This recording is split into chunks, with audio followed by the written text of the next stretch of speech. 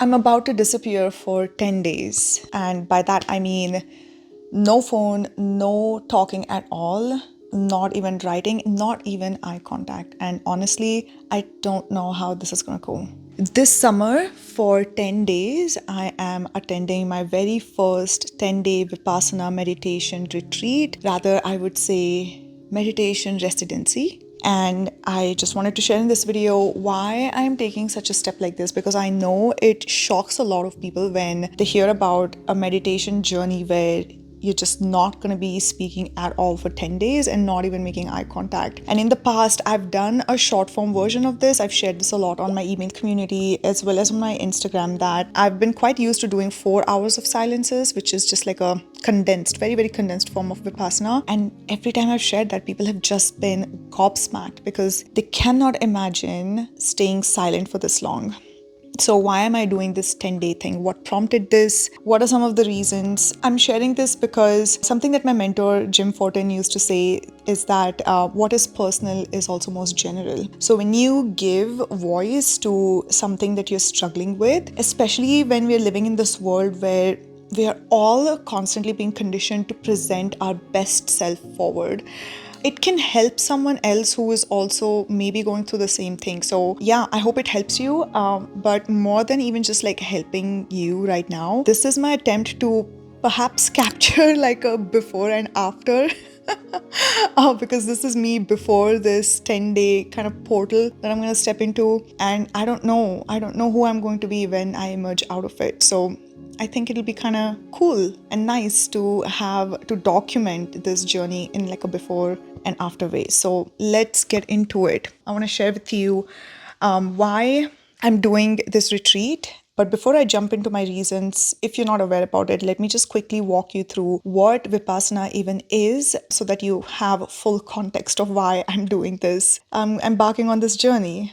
Okay, nothing in this video is scripted, and I didn't really feel like memorizing what Vipassana is, so I'm just gonna directly just read the short form of it to you from their website, and I'll also leave the link so that you can also go check it out. But basically, Vipassana is an ancient meditation technique long lost to humanity. It was discovered by Gautam Buddha in India more than 2500 years ago. The word Vipassana means seeing things as they really are.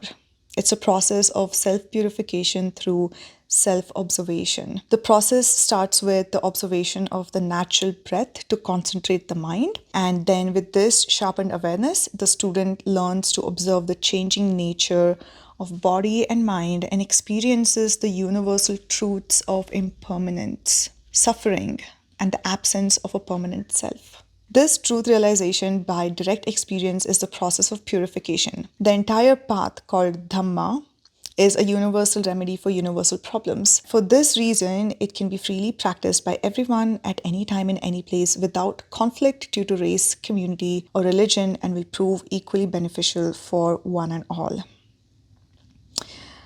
This is so beautiful, and it might seem like, I don't know, very high concepts, but really what they're saying Vipassana is a technique that will eradicate suffering. And you will kind of, once I get into the reasons, you will understand why I'm even choosing this path and the story behind how I even made this choice. And they say that it's a method of mental purification which allows one to face life's tensions and problems in a calm, balanced way. It is an art of living that one can use to make positive contributions to society. But what it's not is, it's not a rite or ritual based on blind faith. It's not an intellectual exercise, nor it's for philosophical entertainment. Its purpose is to not cure disease. And this is not like a rest cure, a holiday, or an opportunity for socializing. And this is not an escape from the trials and tribulations of everyday life. And when you go through their website, you will see actually that they make it very, very clear to you that this is a lot of hard work, that this is not easy. I'm sure you've already realized that. Just staying silent and not even making eye contact with another human for 10 days, it is hard. I know that. And I'm really glad that through the application process, they made me realize that this is hard work. But one of the main features of Vipassana is what they call noble silence. It means silence of body, speech, and mind. Any form of communication with fellow students, whether by gestures, sign language, written notes, is not allowed. And I admit, when I've done the short form of Vipassana in the past, when I would do it with Nahush, we have communicated with eye contacts and gestures. And then I'm like, oh yeah, it completely defeats the purpose of this methodology, Okay, so this is Vipassana. Now, without any further ado, let me just get into the reason why I'm doing this. Okay, so far I've been doing a daily meditation challenge. It just kind of started overnight. Maybe I'll just do like a separate video on why I even started a daily meditation challenge kind of bang in the middle of March. And just doing like just a daily 15 to 30 minutes of meditation has shown me, and it's kind of convinced me that this is the answer to all the unnecessary drama and suffering that my mind creates. So I'll just go into detail and share what do I mean by that. Okay, so lately, first thing I want to share is that I have been feeling like this translucent ghost sort of just floating through my life. Okay, I feel like a very surface level version of myself. And if I can give you an analogy, it sort of feels, do you know the candy Smartie? It's like this, like it's a candy with a chocolate filling with a hard coating on the outside. I have been so consumed by the daily rhythm of life, which is not a bad thing. My life is amazing right now as a full-time artist running my beautiful, beautiful, multifaceted business. It's everything is going really great. The success is there, the fulfillment is there, the happiness is there. It's there. But I'm just so caught in the daily rhythm of everything that I feel just like as shallow as the hard candy shell around a Smartie. In India, that this candy is called gems. So that's how I kind of feel shallow. I kind of feel as shallow as fast food on the inside. Whereas I know that what I really am is like a beautiful, balanced, nutritious meal. Is this a weird analogy? I feel like this is a weird analogy. But yes, I am at this point right now where I feel like I just don't know who I really am anymore.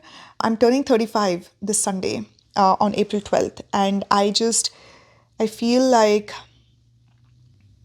I've lost touch with my inner voice in so many ways. Like I've lost touch with my core. I feel called to mine the innermost depth of my very being, where I know that I can be like a fully solid, like a realized version of myself instead of being this like wispy, translucent kind of ghost like version that I feel of myself right now. And I want to mine those innermost depths within me, but it honestly is hard to do that as a full-time artist who is self-employed, who is heading a team, managing a bunch of people, serving my clients and serving my customers. And I just feel like 100 responsibilities on my shoulder every single day. So as I move through the day, it just feels like one big loop that repeats itself, and there's never enough silence and spaciousness. And almost, I would say, like a freedom from all my tasks and responsibilities in my daily life. And I felt called to step away from everything. So imagine I'm stepping away from everything that I've known, and I honestly cannot remember a point in my life. I go as far as like my teenage years. Ever since I started working with my first job as a corporate employee in Tata Consultancy Services in India, I've literally never stepped away from my life. And this time, with this 10-day residency, it's gonna happen in a beautiful Vipassana meditation center. So these centers are available all over the world. If you're curious about it, look for it in your city or nearby. So there is one in Alberta, in Canada. So you go to the center and you live there for 10 days. The volunteers over there, they will serve you food. You will have your own space to sleep and everything. And which, by the way, I forgot to mention this. This is completely free of cost, which shocks me. And once you finish the 10-day journey, you kind of pay what you can and what you want to based on whatever you feel is the value of the transformation that you received in this time, which I think is so beautiful. And they're completely non-profit. As far as I know, they do not accept donations from anybody. In fact, you can't even donate to the Vipassana organization if you haven't finished a full 10-day course. I think this is really beautiful.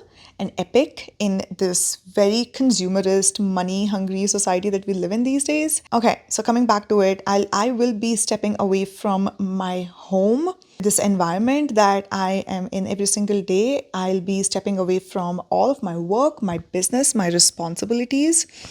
I will even be stepping away from my beautiful, beautiful husband with whom I've been for 14 years now. And my sweeties, my Satsuki and Noki, my cats. I'm going to be stepping away from that. I'm going to be stepping away from my art, writing, sharing, creating. And I can already sense that even though it's going to be hard, trust me, I am not in any kind of delusion that this is just going to be like a vacation or something. It's not. My teacher, my Vipassana guide, who's going to be leading me through it, when they were vetting my application and when he called me, he made it very, very clear that this is going to be the hardest thing probably that I'm ever going to do. But he also said that it's going to change my life. And how can something like this, when you're stepping away from everything and absorbing into yourself, how can it not change your life? So I feel like I'm really looking forward to that. All right, the second reason why I felt called to do this is because I am haunted. I'm haunted by my past self.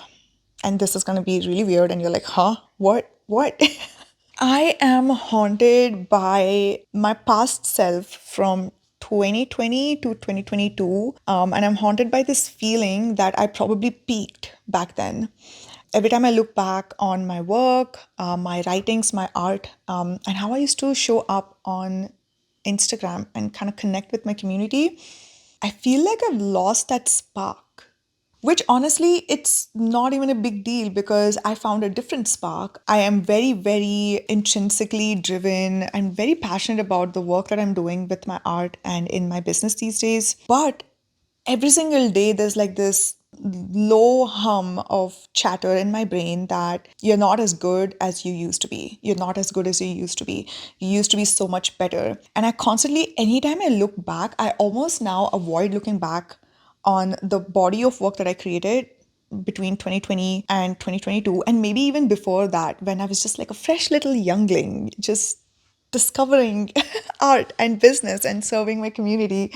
And when like all the structure and the strategies and like the vision and the planning, it hadn't yet taken root in my mind. And I avoid looking back at myself during that time because I miss that version of me, but I'm also haunted by her. And it feels like I have devolved since then, which is ridiculous because you see what's happening over here, right? My brain is fracturing who I am into different versions. And one of the things that meditation can help you do is to just become whole within yourself. I just have this feeling that that's what I'm seeking and that's what I'm probably going to get when I go into Vipassana. And it's also like super ridiculous. I know what you're thinking. I know what you're thinking. You're like, how can you say like this? And I probably am already a better version than who I was in 2020 or 2022, even though the style of how I do things has changed. I could bring back some of that like fresh magic that I had, like the spontaneity that I had. But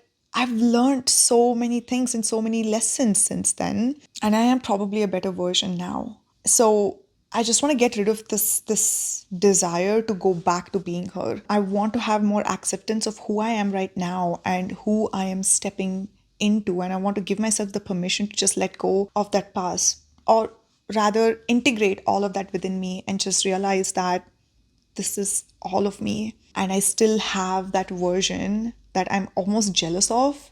It's so weird. It's so weird that my mind creates this separation and this drama. But I know that she's within me. So I think the silence is going to help me become whole. Another big reason why I felt called to do this is because lately I've been having a hard time accepting my ADHD self and all the traits that come with it. Over and over again, I feel like I don't belong in this linear world that rewards linear productivity. And this kind of comes up in my therapy sessions over and over again.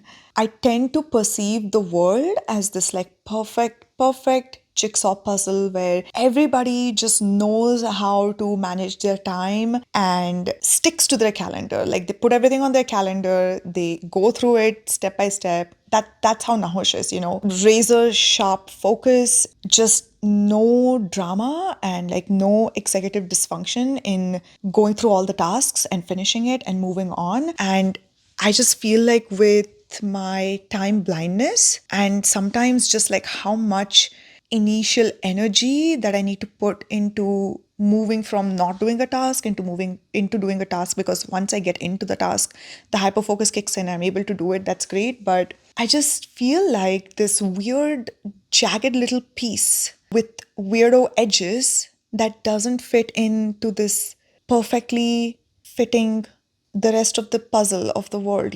I always just feel like a gross little weirdo little piece that just doesn't belong here.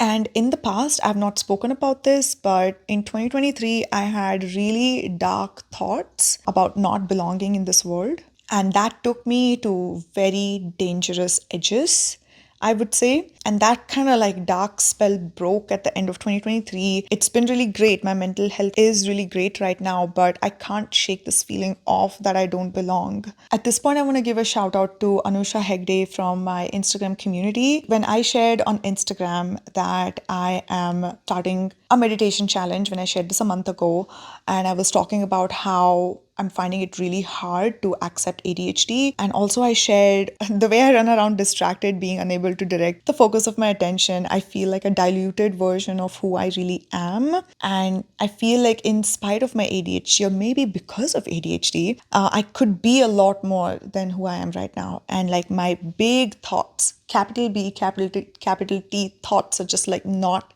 distilling in my mind because distractions are everywhere, dude. And I just feel like as an artist who chooses to be on Instagram, and there's value for me to be on Instagram because I connect with my community over there. My business runs a large part because of Instagram. It's like asking a recovering alcoholic to stay sober while also requiring them to open a bar every day at work. So they have to handle the bottles, pour the drinks, and just smell the alcohol and be surrounded by it constantly, but then ask them to rely on sheer willpower to abstain from it.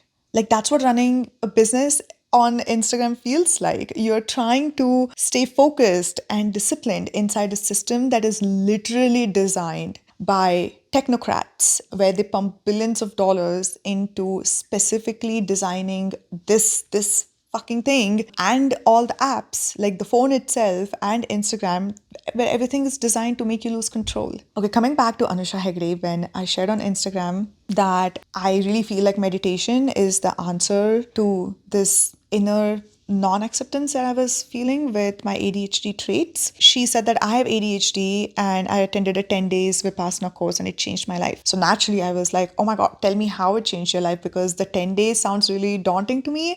And at the time I had not yet decided that I would do this. And what she shared was so fascinating, because she said, as for what made me go to Vipassana, I was finding it very hard to accept myself and understand how to live with my ADHD mind in a world that expects you to function in a certain way. It was like she literally took the words out of my brain and she said it. And then she goes on to say, after becoming a mom, it felt even more overwhelming. And honestly, I just wanted to step away from everything for a while. And I'm like, girl, this is like not the mom thing, child free by choice here, but really where she said that she was finding it hard to accept herself and understand how to live with her ADHD mind in a world that rewards very linear productivity. I was like, oh my God, this is exactly what I'm looking for. And this brings me back to what my mentor said, where, what is most personal is most general. And her personal story helped me a lot. And it cracked the door open within me where I'm like, my intuition was like, this is it. It was like in that moment, it was like, this is it. But I still sat with it for a couple of days to just really make sure that this is really what I want to commit to. All right, fourth reason, and this is also really one of the top reasons, is the reason why I'm doing this is I honestly just don't want to care. Okay. I don't want to care about progress and achievements and winning and losing in my art business. So I will confess to it. I started this whole art journey with literally no attachment. I kind of talk to my painting practice and I say, dear painting, dear watercolors, you are the only thing that I never asked for anything in return, yet you gave me everything.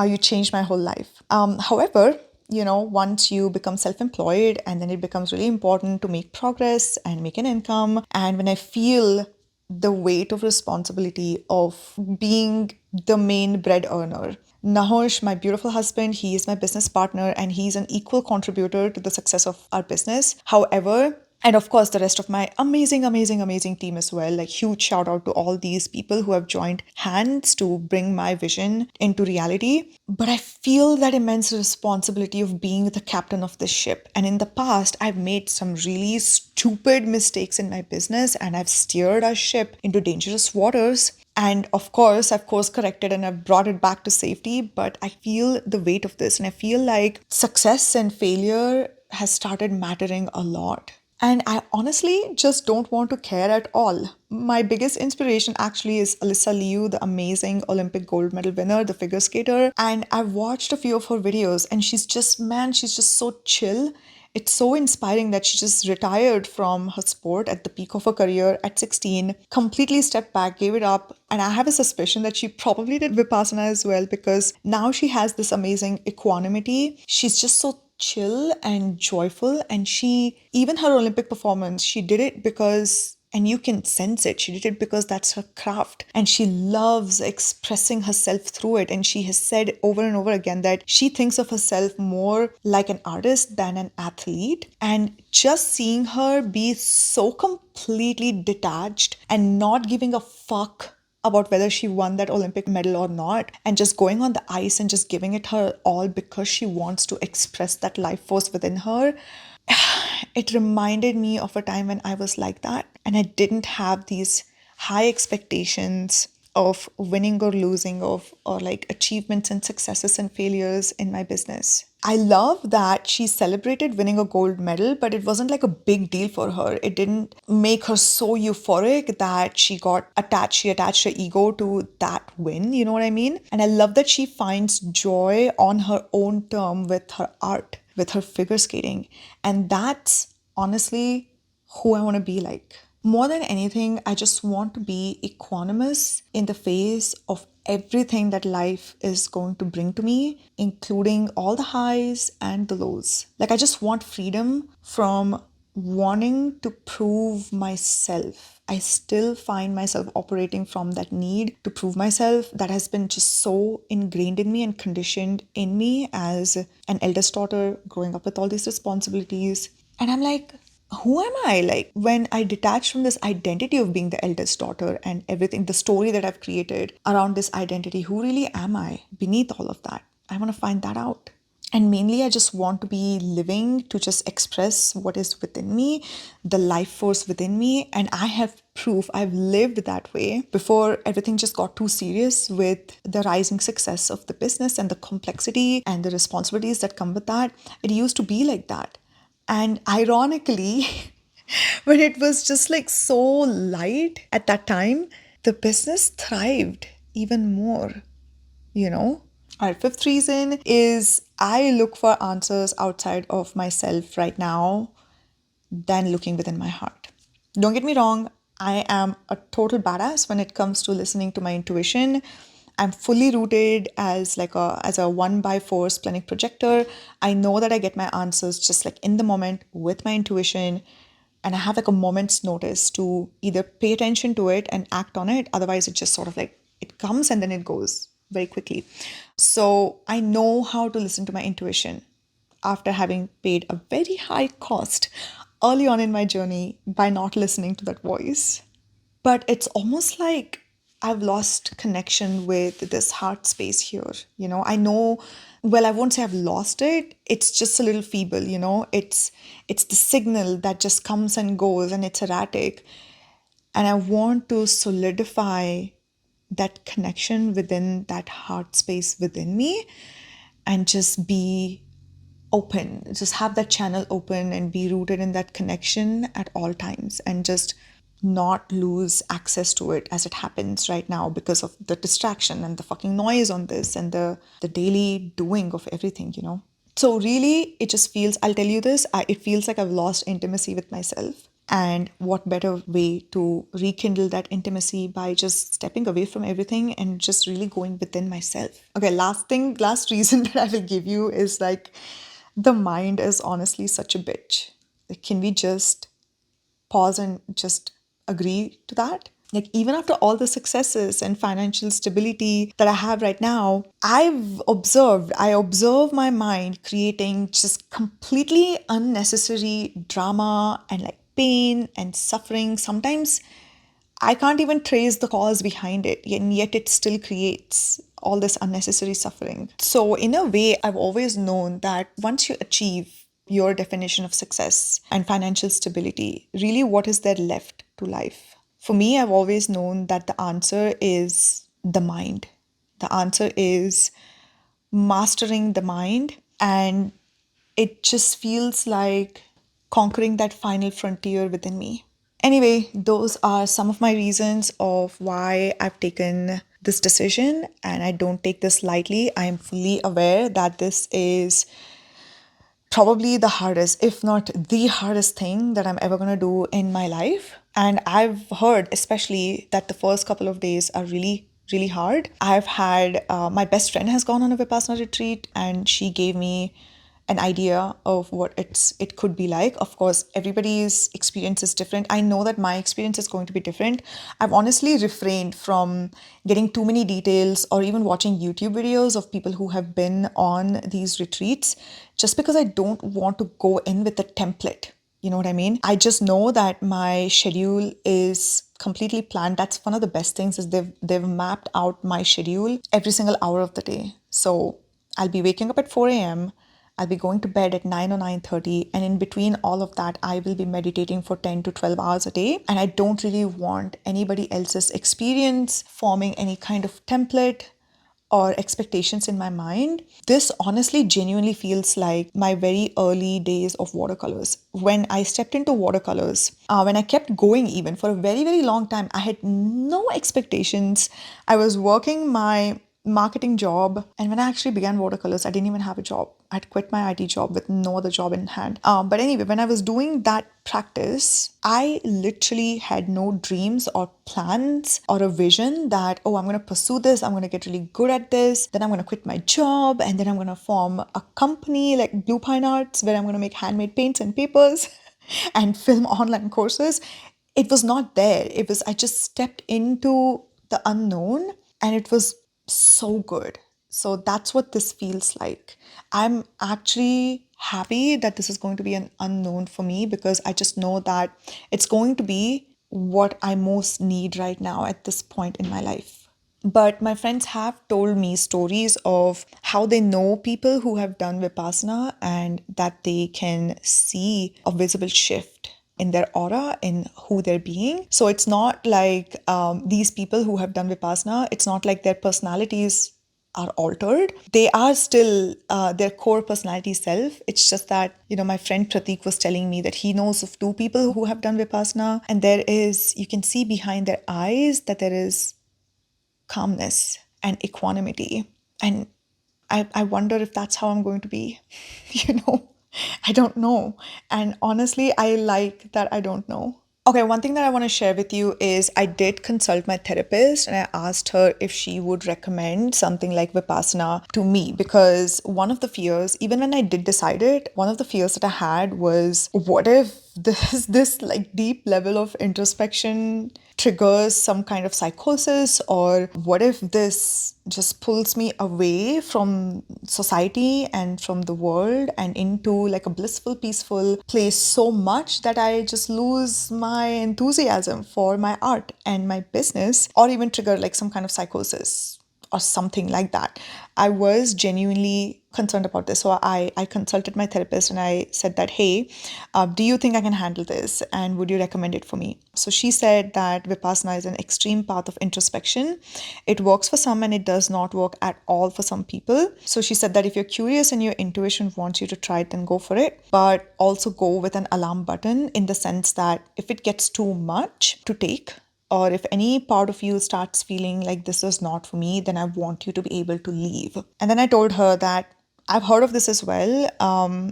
where it doesn't really work for some people, but my intuition and my instinct is deep down telling me that to not look into these stories where it hasn't worked for people. And my body is telling me that I can handle it. And I told her that I'm just scared at a surface level. So what she said and what she pointed out that might help you too is she said that you have a tendency to go into hard and challenging things almost to kind of prove to yourself and to the world that look at me, I can do the hard things, I can do the challenging things. If you give me a Mount Everest, I can scale it, right? So she said that as long as you're doing this not from a place of proving yourself that you can do the hard things or that you should be doing the hard things because of your personality, then it's totally fine. But she did say, like how couples have a safe word. So go with a safe word and just be really honest with yourself that if you can't do this and if something just does not feel right to you, then step away from it. Now, I said yes, of course, that I promised that I'll listen to my body. But as soon as she said, if it truly does not work out for you, you need to step away, this thing came up for me in the beginning that, oh my God, dude, if it so happens that I cannot do this, if it doesn't feel right in my body and in my intuition, and I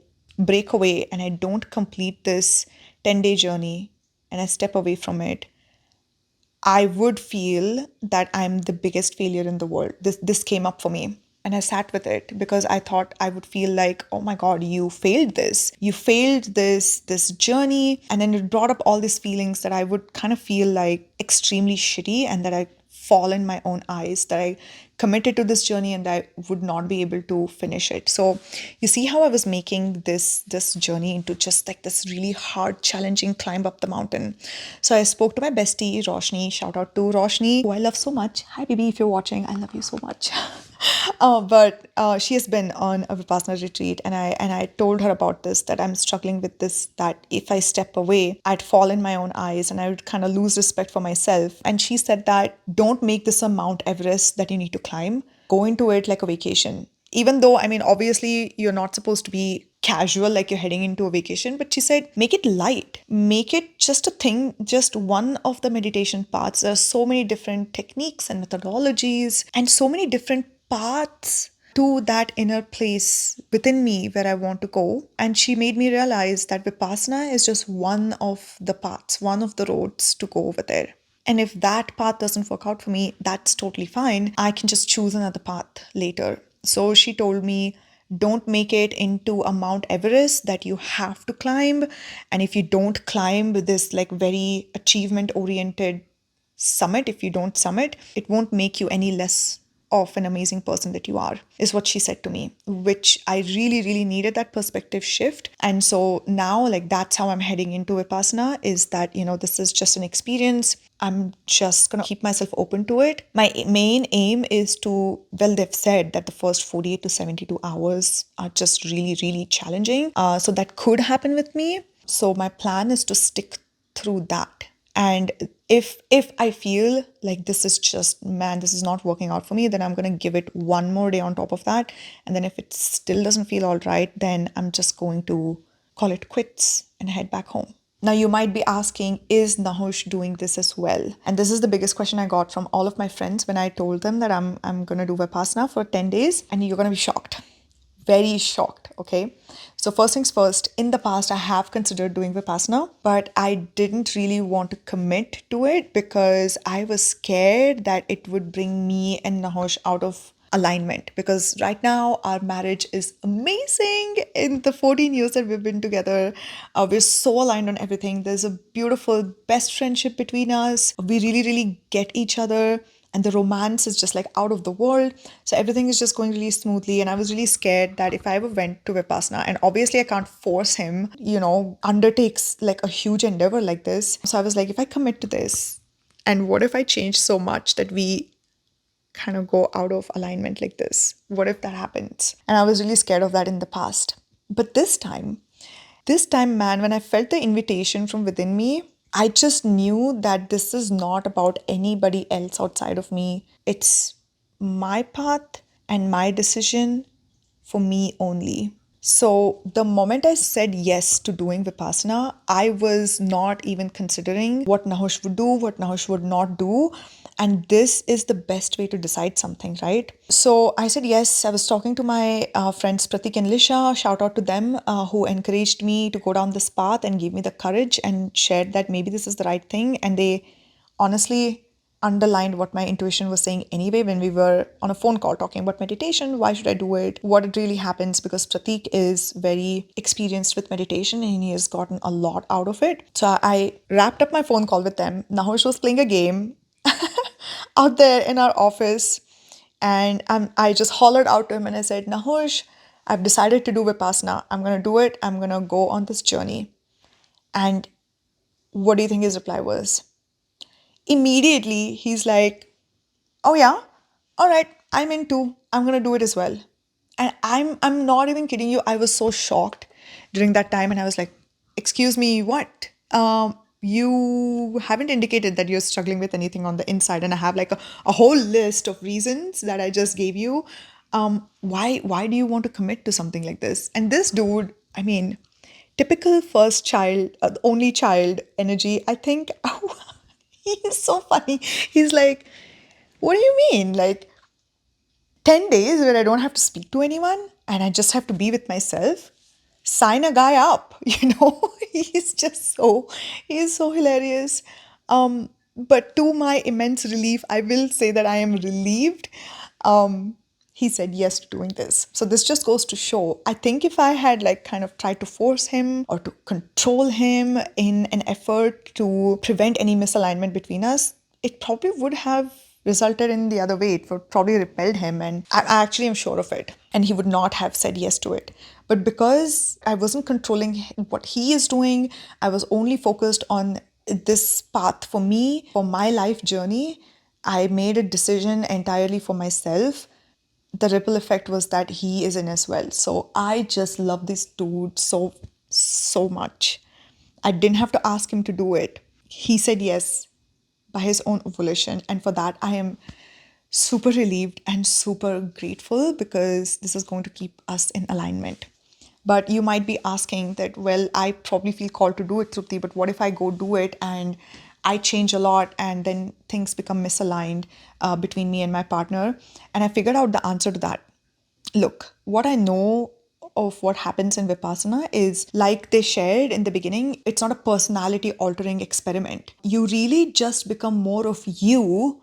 It's just that all that frenetic, frantic energy, anxiety, all the stories, the ego, the different selves that we are attached to, that all sort of melts away. And you are more you without any of the drama and the noise and the chaos within, you know? So, if your partner and your loved ones and your family members already love you in spite of all the chaos within you and the noise within you, then why would they not love you more for being more of you?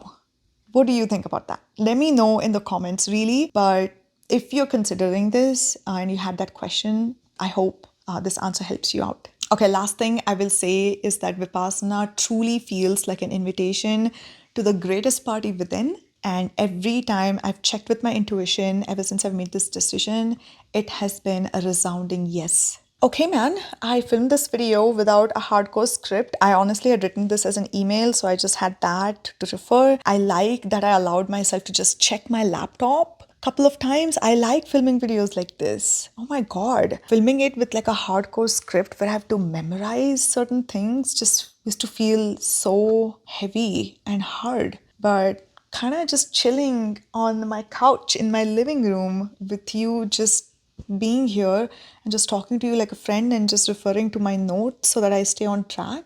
I like this. Do you like this? I don't know. When I started filming this, when I was planning, when I was setting up this whole thing, I was like, will anybody even watch this? Like on my itty bitty tiny little YouTube channel? What if this ends up becoming, oh my God, what if this video ends up becoming more than 30 minutes or almost to an hour?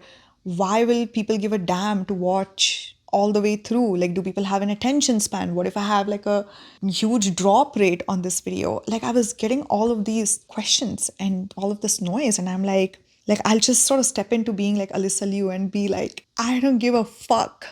Like, I don't care. It feels so liberating. Oh, it feels so liberating to just sit here, hold this little mic, do this video in the way that feels good to me while referring, oh my God, look at me. I am reading some things off my laptop. I am not saying everything from like a memorized thing. Like, who cares? Honestly, just talking to that part of my mind that was convincing me that unless you are holding all your points in your mind and speaking straight to the camera without any cuts, without any interruptions, you're not good enough. Like, you're not good enough if you're referring to your notes and looking at your laptop. And to that inner critic voice, I say, I love you, but also fuck you. Like, this feels good to me. And I don't give a shit if someone has an attention span long enough to watch this or not. Like, who cares? Because honestly, this right now is because I wanted to express myself. I wanted to say this thing out loud and make it live on my platform, on my YouTube channel. And so what even if just one person watches this? It's cool if literally nobody watches this, because I'm going to come back and watch this at some point in my life. And I think it's a really cool thing to log this point in my life as I sit on the precipice. Like, how many days? Today's the 9th April. I'm 2 days away from turning 35. And I already feel so liberated that I am claiming this space on YouTube, on my own channel, to talk like how I want to talk and to say the things that I want to say, not because I want like a million people to pay attention to me and to watch me and to approve of me and to clap for me and applaud for me and celebrate me. No, no, I'm doing this because it just feels good to say the thing. If you've watched till here, thank you so much. I adore you, and I'll catch you in my next video.